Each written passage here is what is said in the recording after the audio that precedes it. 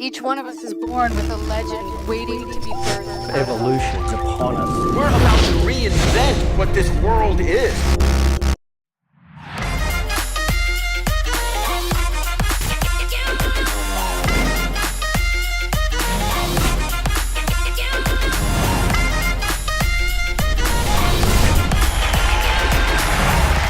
Thank you, World. Great to be here. I want to talk about entrepreneurship today. Obviously, with this short period of time, I want to sneak in a couple of themes, but first and foremost, I just want to thank Roman and team for having me here today. Obviously, a lot of friends and acquaintances in attendance, and it's just really awesome to be part of this community, and so I'm humbled. And actually, that's where I'll start. I think about entrepreneurship a lot. Somewhere around the 3rd grade, I was sitting in class and realized, fuck this shit, this is not for me. And unfortunately for me, I'm 41, so unlike now, if you do that in 3rd grade, you're in the next Zucks. Back then, my D's and F's, even though I was making $3,000 a weekend selling baseball cards as a 15-year-old, grades were the only way we were kind of judged in the 80s and 90s, and obviously before that. And so this was the height of college is the only way out, and wherever you went was pretty much the preview to how successful you are. So ironically, I caught a very interesting era of entrepreneurship, and I have a very interesting relationship with entrepreneurship. One, if you kind of look at those 50 or 60 years back, probably the time I went to school was the lowest grade of entrepreneurship being optional. And number two, I was born in Belarus in the former Soviet Union, so I was literally born in the most anti-entrepreneurial place. And so for me, in these contradictions of like my upbringing and how I got to this stage today, is really how I think about entrepreneurship in general. It's stunning to me how much you have to pull from opposite ends to really be successful. Now, let me ground this because I have the humility to understand who's in this room today. So this is one guy's point of view, one dude's point of view on the landscape of what has separated what I think has worked for me, and more importantly, of the over 100 companies I've bet on, of the thousands of people I've watched carefully, like what has been the difference? And ironically, it's a lot of themes that are surprising to me. So first of all, if you ask me what the core personality trait of somebody that's winning in entrepreneurship today, to me it's humility. To me it's understanding that the market is always right. For me, I basically never believe in my own bullshit. All I'm trying to do is pay attention to what you guys care about, the target audience, and I try to reverse engineer that at scale. I'm surprised by how many people over-ego their point of view and their lack of understanding of what's happening in the audience, in the target audience, and more importantly, their inability, and it's stunning, if I leave you with anything today, I do believe the people that will win here are the ones that understand, regardless of what the playing field or the world looks like right this second, by the time your business is operating or successful, the ground is going to move. And I think we can all agree it's moving much faster than it ever has before as we transition to a full-fledged internet society. Don't forget the consumer web really started around 1995 when Windows 95 put non-nerds on the platform. And so we're only about 20 years into this platform. The other thing is, how do you get yourself into a mental place of caring about what every single person thinks while not giving a fuck about what anybody says? And it's super hard, right? So many people, the stunning majority of this room will fail in whatever they're trying to achieve because they're overwhelmed by feedback from either their inner circle or the anonymous masses. Having the self-confidence, and that comes from so much, I mean, I stand here on stage today on the shoulders of my parents, and they parented me, right? When I think about the obnoxious level of self-esteem that my mom imposed in me, I don't get to pull off what I'm doing without that. And I'm so aware that so many of you are not blessed with that upbringing or that circumstance. I was so lucky to be an immigrant, right? So lucky to start with so little, so lucky to have that chip on my shoulder. And these are the drivers that allow one to be successful. And so for me, how do you later in your life, if you're aware to know that these aren't your circumstances, how do you manipulate that? And I would argue that one of the things that I've seen really start to work is people changing their friend graph.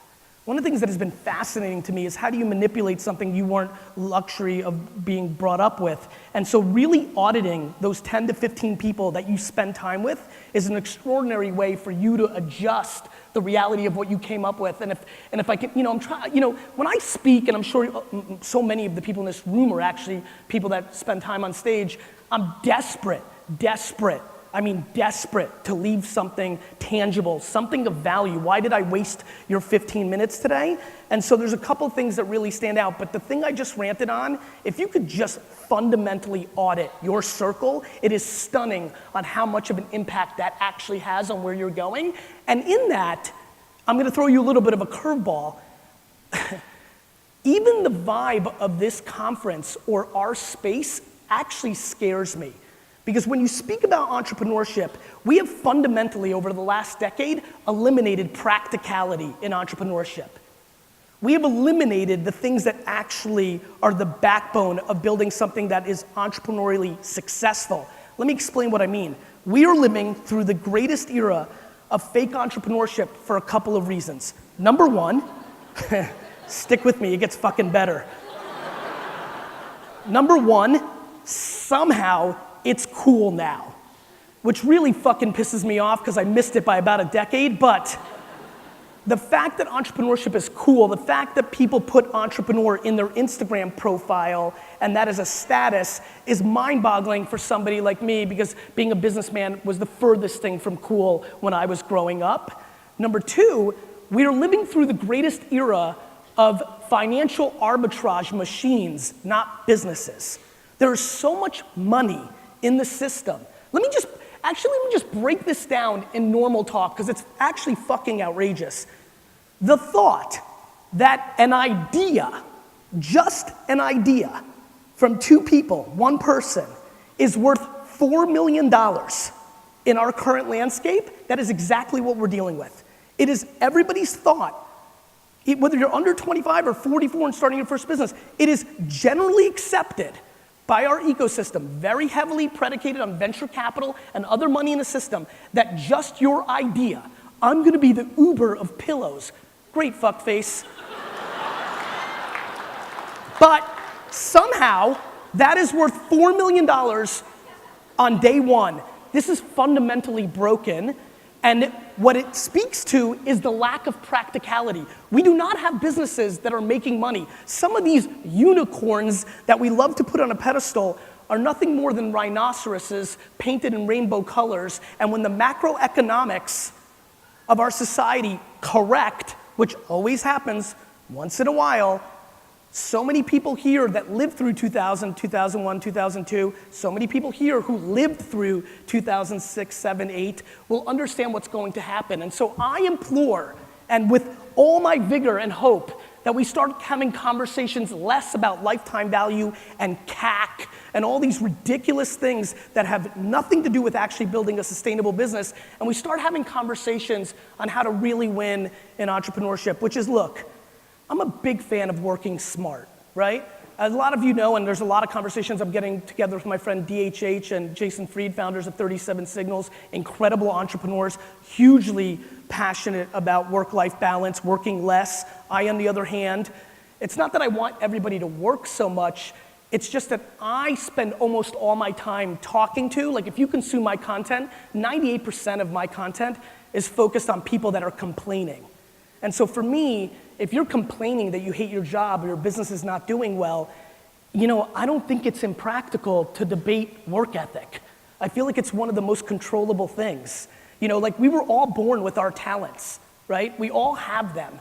But work ethic feels so much more controllable than so many other variables in what makes something successful. And it leads me to a point that I want to spend some time on here, which is the following. If you asked me why I think I've done okay and others that I admire have done so well, I would tell you they've done something pretty intriguing that, again, is my hope that maybe this hits somebody in the head today and they audit themselves, which is a stunning amount of the people that are winning in our game really just focus solely on their strengths. We live in a society where we're sold and told to really fix our shortcomings. Yet, I have watched so many people succeed by going all in, pot committed on the things that come natural to them and what they love, and then surround and close the gaps on their insecurities or inabilities. We need to start having bigger conversations of it being okay to go all in on a core strength or a core passion. Obviously, you can't let the boat sink, but sometimes you just have to put a piece of gum on that circle, not rebuild the whole thing. And so one of the things that I'm very passionate about is betting on your strengths. For me, I like communicating with people. I like reverse engineering what's actually happening in culture at the moment in time that we're living in. There's a lot of things I'm not good at. I can't spell for shit, right? I'm not overly passionate about my short-term economics, which I think is a strength, but many view as a weakness.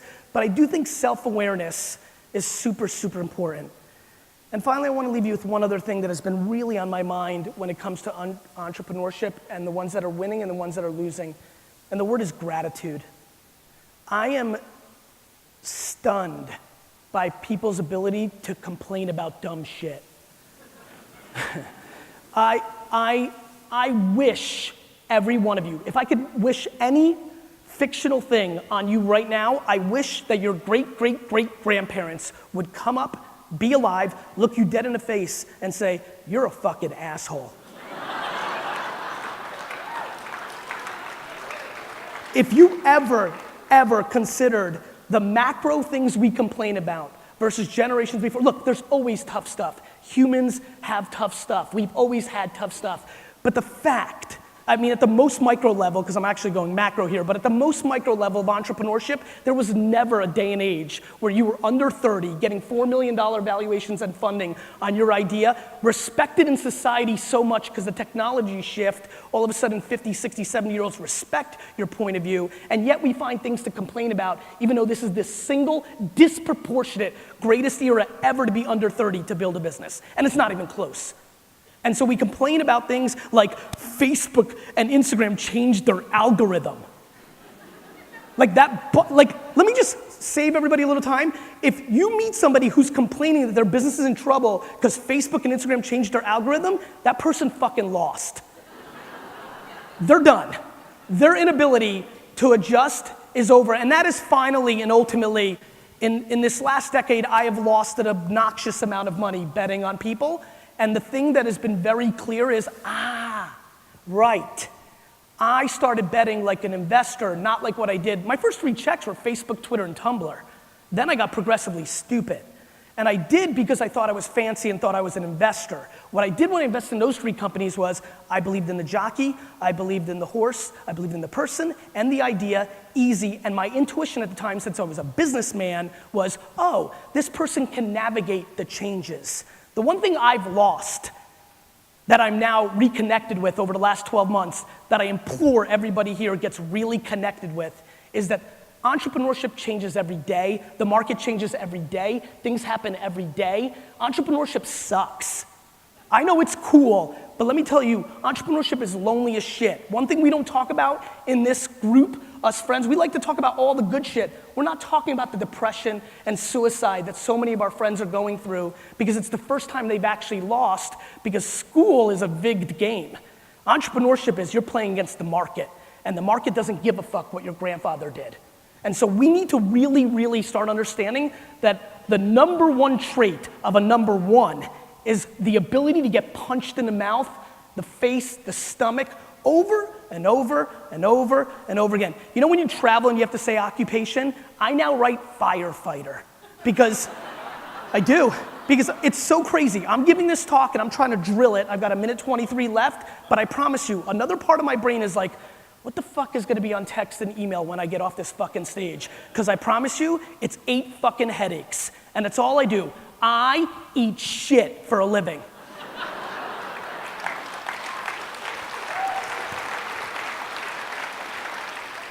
And your ability in this room, if you aspire or continue to be an entrepreneur, your ability to eat shit is the quickest indicator of where you end up.